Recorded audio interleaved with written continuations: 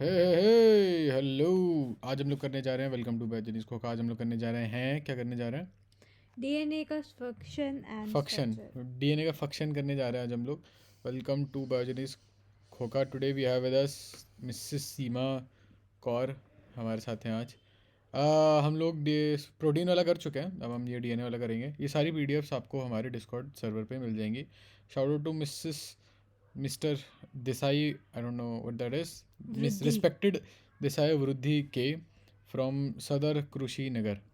ये हमें slide share पे मिली थी। खैर, तो डीएनए की अगर हम बात करें तो भाई ये ट्रांसफॉर्मेशन एक्सपेरिमेंट हमने देखा ही था कि आपका, चलो छोड़ो ये ना अच्छे से दिख नहीं रहा है। आगे बढ़ते हैं, इधर आ जाओ। आ, इसको हटा दो, इसको वहां हट, से ये भी स्टार्ट ये करते भी हैं। यही वाला है। जो मीशर एक नाम का आदमी था, उसने न्यूक्लियन का डिस्कवरी की, न्यूक्लियन की डिस्कवरी की इस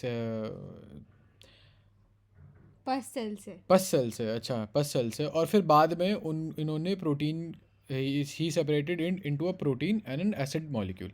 ठीक है, उसको हमने न्यूक्लिक एसिड का नाम दिया। डीएनए निकाला, डीएनए हमें पता है न्यूक्लियो प्रोटीन है, तो उसको सेपरेट किया, उसका प्रोटीन पार्ट अलग कर दिया। प्रोटीन पार्ट उसका हिस्टोन्स है, गोल गोल गोल गोल गोल, जिसके ऊपर क्रोमेटिन भी लगते हैं। और एसिडिक मॉलिक्यूल जो कि हमारा न्यूक्लिक एसिड वाला पार्ट है। दरवाजा बंद करके आओ, दिख लगेंगे तो। ओ, तो मीशा ने डिस्कवर किया न्यूक्लियन। हाँ ठीक है ठीक है ठीक है। तो ये लिविन है कोई। इन्होंने टेट्रा न्यूक्लियोटाइड थ्योरी दी। जैसे इन्होंने बोला कि न्यूक्लिक एसिड 4 नाइट्रेडेसास करता है और वो 4 डिफरेंट नाइट्रो न्यूक्लियोटाइड देता है हाइड्रोलिसिस में। मतलब 4 न्यूक्लियोटाइड मिले होंगे, तो इन्होंने बोला कि भाई न्यूक्लिक एसिड के पास ये है, ये चीज़ है, और आप हाइड्रोलिसिस करो तो 4 अलग अलग न्यूक्लियोटाइड्स मिलेंगे। खैर, आगे बढ़ते हैं। तो चलो, हिस्ट्री है। रोजलिन फ्रैंकलिन ने हमें बताया कि भाई डीएनए का स्ट्रक्चर का मेन जो कंट्रीब्यूशन है वो फ्रैंकलिन का ही है। और वॉटसन एंड क्रिंक ने फिर डबल हेलिक्स मॉडल दिया। इनकी इनके नोट्स के ऊपर इन्होंने डबल हेलिक्स मॉडल दिया। आगे अगर बढ़े, एक बार डीएनए देख लेते हैं कि भाई डीएनए हमें पता है कि सारी की सारी सेल्स में डीएनए पाया जाता है, लिविंग सेल्स में जेनेटिक इन्फॉर्मेशन है। डीएनए को मैं मान के चलता हूँ हमेशा इंस्ट्रक्शन मैनुअल, कि अगर आपको कोई चीज़ बनानी है, रेसिपी बुक है, कुछ कोई चीज़ बनानी है तो ऐसे बनेगी। इंडिविजुअल ऑर्गेनिज्म का एक यूनिक डीएनए लाइक फिंगरप्रिंट होता है। हर इंडिविजुअल ऑर्गेनिज्म का अपना अलग अलग डीएनए होता है।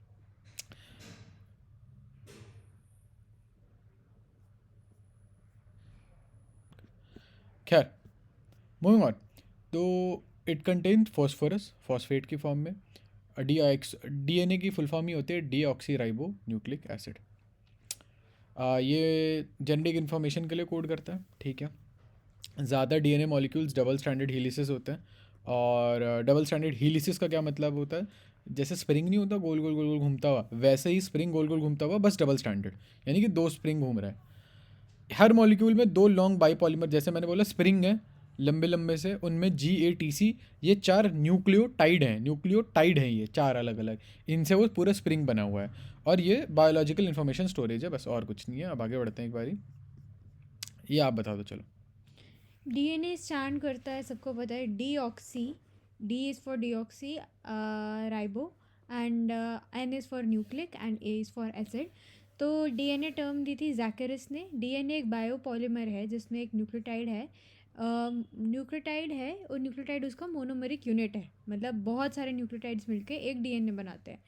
डीएनए एक डबल हेलिकल स्ट्रक्चर है यूकेरियोट्स में और प्रोकैरियोट्स में, लेकिन वायरस में वो डबल स्टैंडर्ड भी हो सकता है और सिंगल स्टैंडर्ड भी हो सकता है।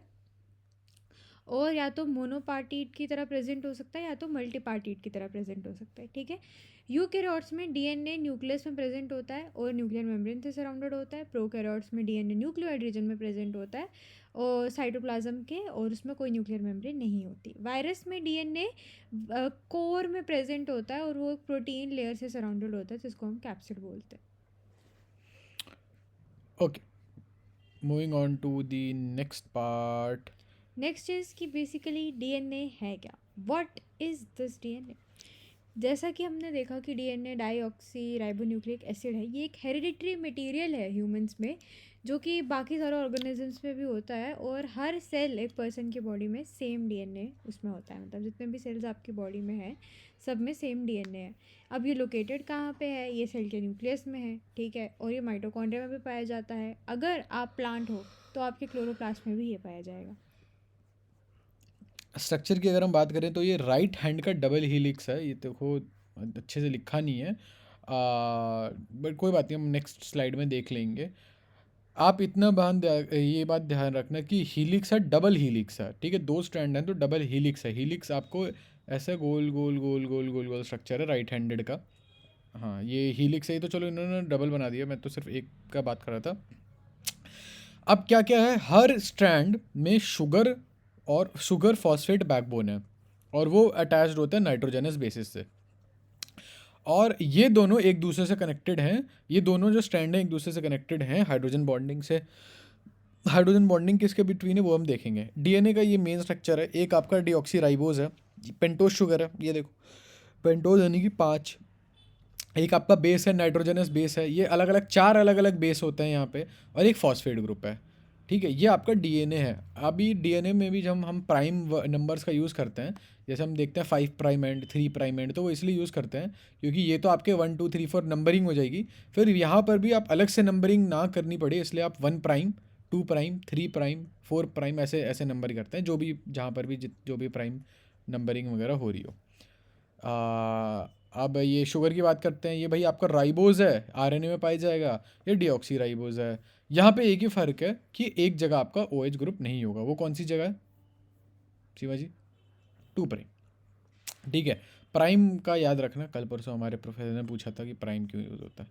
बेसिस की अगर हम बात करें तो आप बता दो। Thank you, thank you. Next is basis. Basis को 2 ग्रुप्स में डिवाइड किया है, एक है पिरिमिडीन और एक है प्यूरिन। पिरिमिडीन 6 मेंबर रिंग होती है, और प्यूरिन 6 मेंबर रिंग होती है, जो कि फ्यूज़ होती है एक 5 मेंबर रिंग से। This is a pyrimidine 6 member ring है, और प्यूरिन में 6 मेंबर ही है, बस उसके साथ एक 5 मेंबर और जुड़ जाती है। पिरिमिडीन्स में हमारा आता है थाइमिन एंड साइटोसिन, और प्यूरिन्स में हमारा आता है adenine and guanine.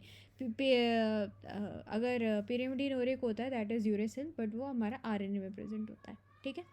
Next is जो रिंग्स है वो सिर्फ कार्बन की नहीं बनी होती, मतलब दीज आर नॉट कार्बन, इसमें बीच में नाइट्रोजन भी होता है। आगे बढ़िए, मतलब these are heterocyclic not homocyclic.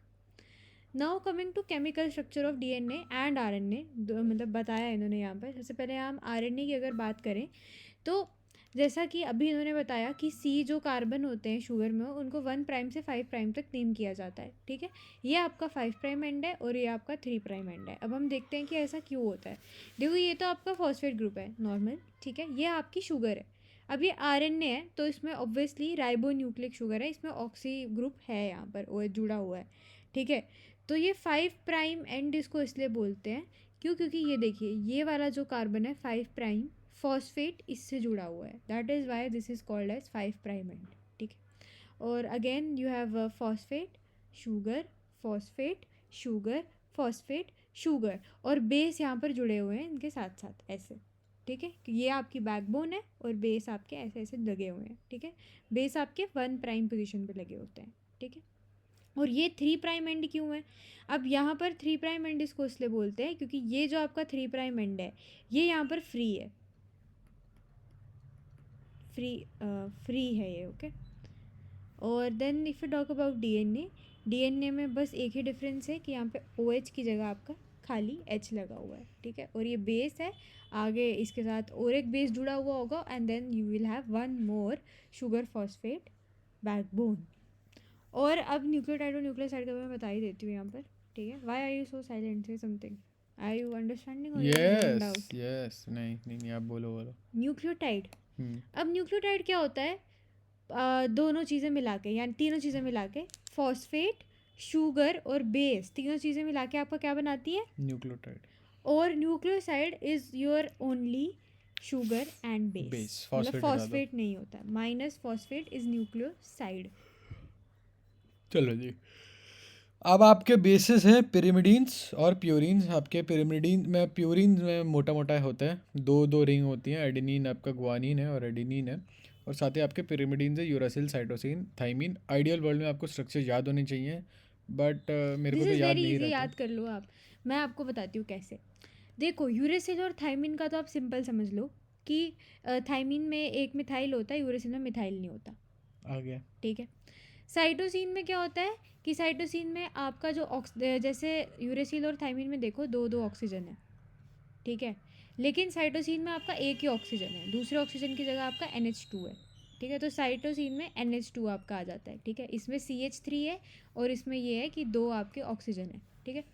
अब इसमें क्या है, एडेनिन और इसमें ग्वानिन में same structure, exact same structure. The only difference is that कि ग्वानिन में एक NH2 होता है और मतलब NH2 तो इसमें भी होता है, बस पोजीशन का फ़र्क है। लेकिन ग्वानिन में एक एक्स्ट्रा डबल बॉन्ड O भी होता है, ओके, मेक सेंस। ठीक है। बस बाकी सब सेम है। बाकी जर्नलाइज स्ट्रक्चर आप याद कर लो और ब्रांचिंग जो है वो आप रिमेंबर कर सकते हो, क्योंकि एक आध ब्रांचिंग का ही फ़र्क है, ज़्यादा फ़र्क नहीं है। नाइट्रोजनस बेसिस भी ठीक है, सेम चीज़ है जो भी देखो, हमने देखी। इन्होंने यहाँ पर वही चीज़ समझाने की कोशिश की है। एक आपको यहाँ पर इन्होंने जर्नल स्ट्रक्चर दिया है पिरिमिडीन का और प्यूरिन का, फिर उस हिसाब से जो चीज़ सब में अलग है उसको इन्होंने अलग कलर से हाईलाइट कर दिया है ताकि सबको पता चले कि क्या इसमें अलग है। साइटोसिन में एक NH2 अलग है तो उसको डार्कर कलर से दिखाया है। थाइमिन में एक मिथाइल ज़्यादा है तो उसको डार्कर कलर से दिखाया है, ठीक है। सेम विथ प्यूरिन, इसमें NH2 है, इसमें भी NH2 है, लेकिन इसमें एक O एक्स्ट्रा है तो इसलिए उसको अलग कलर से दिखाया है। Make sense. टॉटोमर। टॉटोमर एक ऐसे आइसोमर होते हैं। आइसोमर क्या होते हैं भाई, जो सेम सेम से ही हो। तो हाँ, तो वो ऐसे आइसोमर होता है जहाँ पे सिर्फ और सिर्फ एक पोजीशन पे इलेक्ट्रॉन या प्रोटॉन का डिफरेंस होता है। A reaction involve simple proton transfer. एक आपने प्रोटॉन ट्रांसफ़र करा दिया इंट्रामोलिकुलर फैशन में, यानी कि एक ही मॉलिक्यूल में एक जगह से दूसरी जगह आपने प्रोटॉन निकाल के डाल दिया, उसे टॉटोमेरिज्म बोलते हैं। इसे कीटो इनॉल टॉटोमेरिज्म बोला जाता है और ये बहुत कॉमन प्रोसेस है जब भी एसिड या बेस आप कैटलाइज करोगे। कीटो इनॉल टॉटोमेरिज्म के एक देखो एग्जांपल दे दिया। मान लो ये कीटो फॉर्म है, आपने यहाँ से निकाल के यहाँ डाल दिया, डबल बॉन्ड बना दिया और इसे O- कर दिया, तो आपका इनॉल बन जाएगा। ज़रा ये देखो, इनॉल बन गया। देखो ये डबल बॉन्ड आ गया, यहाँ पे हाइड्रोजन हट ही गया और यहाँ पे नेगेटिव चार्ज मैंने बोला था ना, वहाँ पे एक पॉजिटिव H जाके लग गया। इसको इनॉल इसलिए कहते हैं, EN is for double bond, ओल इज़ फॉर अल्कोहल, क्योंकि OH ग्रुप अल्कोहल के आई लिए डिड है। नॉट और नो दैट। कीटो इसलिए कहते हैं क्योंकि C double bond is ketone, तो इसलिए इसको कीटोन हाँ, कहते हैं। That makes a lot of sense, I did not know that. अगर आप थाइमीन का कीटो फॉर्म देखो, ये आपका थाइमीन है, क्योंकि यहाँ पे एक कौन सा ग्रुप होता है, मिथाइल मिथाइल ग्रुप है। ग्रुप है। यहीं अगर मैं इसका डबल बॉन्ड यहाँ लगा दूँ तो ये OH बन जाएगा यहाँ पे, सॉरी इसका बॉन्ड, और यहाँ पे डबल बॉन्ड आ जाएगा। ये आपका उसका फॉर्म है। ये गुआनीन है। गुआनीन का बताना कैसे बनेगा। देखो, ग्वानिन में भी सेम पोजीशन है आपके पास, यहाँ पर एक O है, यहाँ पर एक N है, तो ये यहाँ पर चला जाएगा और ये OH यहाँ पर आ जाएगा, मतलब यहाँ पर डबल बॉन्ड आ जाएगा और यहाँ पर OH आ जाएगा। देखो, that makes a lot of sense, that makes a lot of sense. आओ एक बार ये देख लेते हैं भाई। एडेनिन और राइबोज से एडिनोसिन बनेगा, मतलब वही बता रहे हैं कि ये आपका न्यूक्लियोसाइड्स नाइट्रोजनस, के नाम है। हाँ नाइट्रोजनस बेस प्लस आपका शुगर मिला के क्या बनेगा। नथिंग हेयर, यहाँ पे nothing that much worth discussing. This is new, हाइपोजैंथीन and xanthine. हाँ, हाइपोजैंथीन और राइबोज ये मिलाओगे RNA में कुछ होता होगा। आइनोसिन बनेगा, और जैंथीन मिलाओगे तो जैंथोसिन बनेगा। खैर, now we have this also. This is ribonucleotides. ये हाँ, मतलब आपने राइबो न्यूक्लियोटाइड बना लिया। अब ये था, वो था, ये क्या बोलते हैं इसको। राइबोन्यूक्लियोसाइड्स। हाँ, राइबो न्यूक्लियोसाइड बनाए थे, अब ये राइबो न्यूक्लियोटाइड है।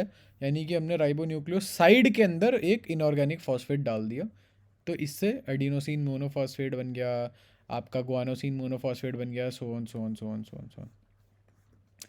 ये याद रखना कि बोलते क्या है, साइटिडीन बोलते हैं, यूरिडीन। पिरिमिडीन में डीन लग जाता है और प्यूरिन में सीन ईन लग लग जाता जाता है। है। अच्छा, ओके, इन लग सीन, जाता है। Seen, you are right. Functions की अगर हम बात कर लें एक बारी, क्योंकि वो 2 स्लाइड में कुछ था नहीं तो वो काउंट नहीं होंगी। हाँ हाँ हाँ, कीटो इनोल न्यूक्लियोटाइड्स, टॉटोमेरिज्म भी आपने चलो बताया ठीक है, है। ठीक है, next we whatever। Will talk about functions, कि DNA का हमने स्ट्रक्चर तो पढ़ लिया कि बेसिक स्ट्रक्चर क्या है। अब हम फंक्शन पढ़ते हैं, ठीक है। अब न्यूक्लियोटाइड्स बेसिकली प्रिकर्सर होते हैं किस चीज़ के, न्यूक्लिक एसिड और डीएनए और आरएनए का, एज वी नो, ठीक है। न्यूक्लिक एसिड जो है उसमें क्या होता है, जैसा कि इन्होंने शुरू में ही बताया था कि स्टोरेज और ट्रांसफ़र होता है जेनेटिक इन्फॉर्मेशन का, यानी कि it is basically a recipe book. All right. Then जो यूनिवर्सल करेंसी एनर्जी की, जिसको हम एटीपी बोलते हैं, वो एक न्यूक्लियोटाइड डेरिवेटिव ही है, एडिनोसिन ट्राइफॉस्फेट जिसे हम बोलते हैं। न्यूक्लियोटाइड्स जो हैं वो इम्पॉर्टेंट कोएंजाइम्स के भी कंपोनेंट्स हैं, जैसे कि NAD+, FAD। Can you expand them? Nucleoside adenosine. Nicotinamide, adenine dinucleotide, यही मैंने भी बोला। ये FAD। फिकोटिनोमाइड।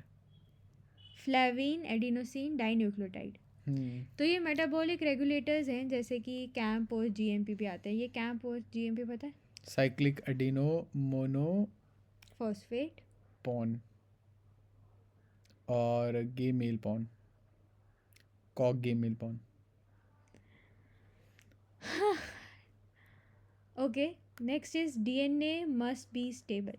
DNA स्टेबल होना चाहिए। तो कोडिंग और नॉन कोडिंग रीजन्स पाए जाते हैं DNA में। कोडिंग रीजन जो है वो जीन के लिए कोड करता है, जो कि प्रोटीन्स बनाता है। नॉन कोडिंग रीजन या तो DNA जंक होता है या फिर रेगुलेशन में आगे काम करता है। अब डीएनए का स्ट्रक्चर अगर हम बात करें तो देखो, ये दो आपके हेलिकल वो हैं, हेलिसेस हैं आपके, पॉलीट्यूब न्यूक्लियोटाइड चेन है यहाँ पे, ठीक है। और ये राइट हैंडेड है, ठीक है, एक राइट हैंडेड है यहाँ पे। ये पैरेलल चलता है, दोनों की अपोजिट पोलैरिटी है, ये उल्टा जा रहे हैं। बैकबोन जितनी भी हैं उनमें एक शुगर फॉस्फेट रेजिड्यूज रहते हैं। हाइड्रोफिलिक वाले बाहर के साइड होंगे।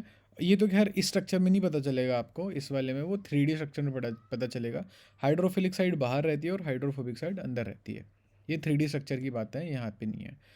प्यूरिन और पिरामिडिन जो होते हैं वो आप एक दूसरे को फेस करते हैं। जैसे एडिनोसिन जो होता है वो थाइमिन से लगता है, जो कि एडिनिन यहाँ पे एक वो है, प्यूरिन है, और थाइमिन जो है पिरामिडिन है। उल्टा बोल दिया मैंने, नहीं सही बोल दिया मैंने ये। हाँ ठीक है, ये ना बेस पेयर जो होता है वो 0.34, यानी कि एक दूसरे से 0.34, ये जो स्केल आपको यहाँ दिख रहा होगा ये 0.34 का है, ये बात ध्यान रखना। एक कंप्लीट टर्न हो, अगर आप यहाँ से देखो ये वाला, अगर आप एग्जांपल देखो, what are you doing, what are you doing. Trying to highlight. नहीं मत हाईलाइट मत करो, इधर ही आ जाओ प्लीज़। यार मेरे को दिखाना है ना कि एक टर्न से लेके मेरे को एक शार्प पॉइंट चाहिए। ये वाला टर्न मार्क करो आप, ये वाला। अरे यार ये वाला यार, ऐसे ऐसे, हाँ, यहाँ से लेके अगर आप यहाँ पे देखो तो एक टर्न कंप्लीट होता है। यहाँ पे 10 बेस पेयर है, एक बेस पेयर के बीच में 0.34 है, तो 10 में 3.4 के बीच में, यानी कि एक टर्न में 3.4 नैनोमीटर का डिस्टेंस आता है। इसके दो एक्सटर्नल ग्रूव्स रहते हैं, ठीक है। और नैरो वाले ग्रूव को हम बोलेंगे, जो पतला सा ग्रूव है, अगर यहाँ पे देखो एक छोटा सा पतला सा ग्रूव है, ये इसे माइनर ग्रूव बोलेंगे, और ये लंबा मोटा ग्रूव है, मेजर ग्रूव होगा। मेजर ग्रूव पे डीएनए बाइंडिंग प्रोटीन लगते हैं ऑब्वियसली, और माइनर ग्रूव है छोटे मोटे मॉलिक्यूल्स बाइंड कराता है। क्या बाइंड कराता है माइनर वाला, छोटे मोटे मॉलिक्यूल्स। और major DNA binding protein. Okay, चलिए बताओ। जो बेसिस के पेयर्स हैं वो प्यूरिन और पिरिमिडिन होते हैं, ऑफ कोर्स। ATGC वो बता ही दिया पीछे, 4 गाफ्स रूल होता है। तो क्या होता है, हाइड्रोजन बॉन्डिंग होती है इनके बीच में, 2 हाइड्रोजन बॉन्ड होते हैं AT के बीच में और 3 हाइड्रोजन बॉन्ड होते हैं GC के बीच में। जो 2 चेन्स हैं उनमें सेम बेस कंपोजिशन नहीं होते, यानी कि वो आइडेंटिकल नहीं होते हैं, लेकिन वो कॉम्प्लीमेंट्री होते हैं एक दूसरे के। जैसे मान लो A है तो सामने A नहीं होगा, यानी इंस्टेड उसका कॉम्प्लीमेंट्री बेस पेयर होगा, जो कि है T। तो इनको हम कहते हैं कॉम्प्लीमेंट्री चेन्स। जैसे कि फर्स्ट चेन है AT, this is the first chain, तो A के साथ T करेगा, T के साथ A करेगा, A के साथ T, C के साथ G, G के साथ C, ऐसा ऐसा होगा, ठीक है।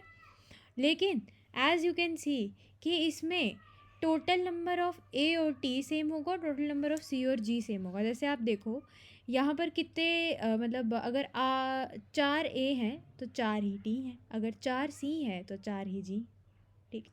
तो this is something like this 4 gaff rule, A + T is equals to C + G।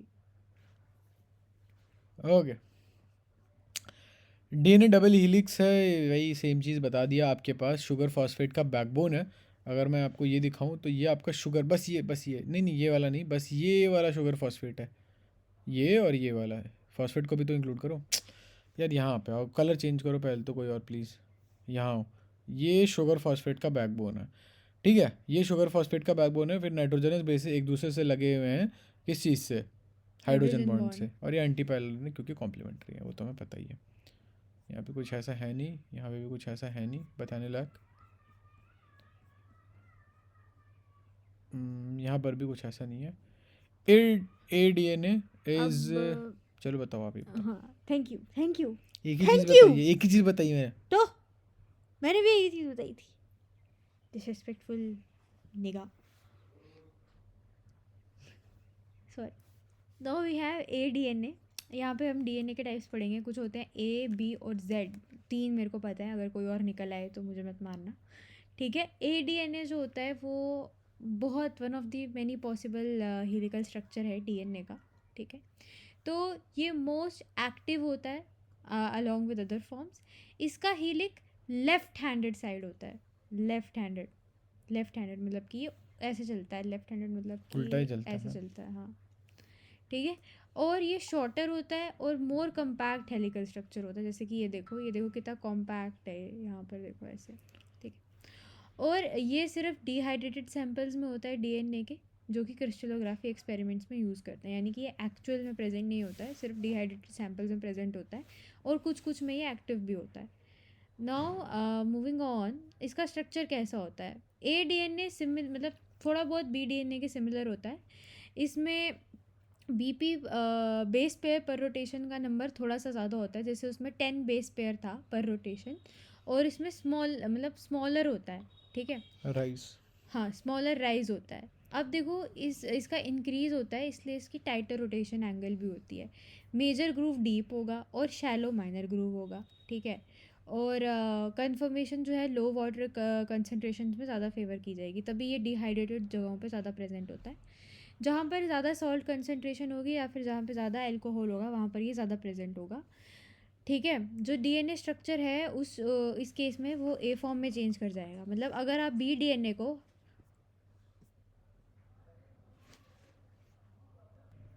Resume करो। गुस्सा आ रहा है, हाँ? Okay, so in a solution with high salt concentration, हमारा ए फॉर्म में हाई सॉल्ट कंसनट्रेशन, ये अल्कोहल में हमें पता है कि डिहाइड्रेट हो जाती है, तो ऑब्वियसली चीज़ें ए फॉर्म में कन्वर्ट हो जाएंगी, ठीक है। और यहाँ पे अगर आप देखो तो यहाँ लिखा भी है 11 बेस पेयर पर टन हो जाएगा BDNA।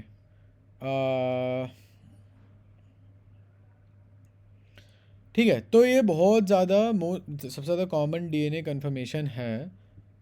हाई वाटर कंसनट्रेशन में हम देखेंगे कि हाई वाटर कंसनट्रेशन में यही जो मॉडल मिला था जो हम पढ़ते हैं वो BDNA का ही मॉडल है। वॉटसन और क्रिक का वो मॉडल है, वो 92% रिलेटिव, ये छोड़ो, ये सब अननेसेसरी चीज़ें जो हम यूजुअली पढ़ते हैं वो B मॉडल ही है। ये नैरोअर है, ऑफ कोर्स ज़्यादा इलोंगेटेड है A से एज़ कम्पेयर टू A। आपका wide major groove easily accessible है, हमें पता है कि वाइड में जो मेजर ग्रूव होगा वहाँ पे DNA प्रोटीन जाके लगेगी और छोटे छोटे मॉलिक्यूल्स आपका माइनर ग्रूव में लगेंगे। बेस पेयर जो होता है वो नियरली परपेंडिकुलर होते हैं और दो हाइड्रोजन बॉन्ड के बीच का डिस्टेंस 0.34 नैनोमीटर होता है। हाँ, मतलब वही दो बेस पेयर के बीच का भी डिफरेंस वही होगा, तो ऑब्वियसली हाइड्रोजन बॉन्ड का भी यही होना चाहिए। Okay, now I will come to ZDNA। It is one of the many possible double helices, मतलब ये भी one of the many possible structure है DNA का। इसका हाइलिक भी लेफ्ट हैंडेड साइड है। तो अभी तक हमने जो A पढ़ा था उसका कौन सा सेंस था? Right handed? उसका भी लेफ्ट हैंडेड था। नहीं नहीं, राइट हैंडेड था। अच्छा, ए का, ए हाँ का लेफ्ट हैंडेड था। हाँ, सिर्फ B का अभी तक हमने राइट हैंडेड पढ़ा है, और ये सबसे ज़्यादा एक्टिव डबल हेलिकल स्ट्रक्चर है। और ये इन विवो फॉर्म में हो सकता है, और अगर प्रॉपर सीक्वेंस और सुपर हेलिकल टेंशन दी जाए।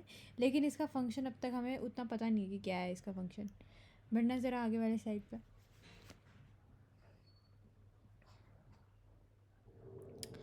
ऑल राइट, सो अब हम इन तीनों को कंपेयर करते हैं। हेलिकल सेंस, फॉक, एक सेकेंड वापस आना A फॉर्म पे क्यों? जाना। उस पर राइट हैंड, उस पर लेफ्ट हैंडेड लिखा था यार। कहाँ पे? यहाँ पर इसने राइट हैंडेड लिखा है, लेकिन उसमें लेफ्ट हैंडेड लिखा था जहाँ पे हाँ, एक्सप्लेन किया था। गलती से लिख दिया होगा, लेफ्ट हैंडेड हैंडेड है। लिखा है ना?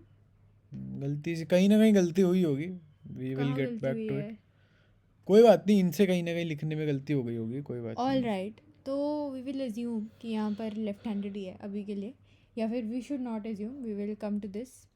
तो ये राइट हैंडेड है, ये लेफ्ट हैंडेड है, फिर ये डिस्टेंस दिया है, सबसे ज़्यादा डिस्टेंस इसमें होता है, फिर सबसे ज़्यादा कम डिस्टेंस इसमें होता है, this is average. Base pairs इसमें 11 होते हैं, इसमें 10 होते हैं, इसमें 12 होते हैं, ठीक है।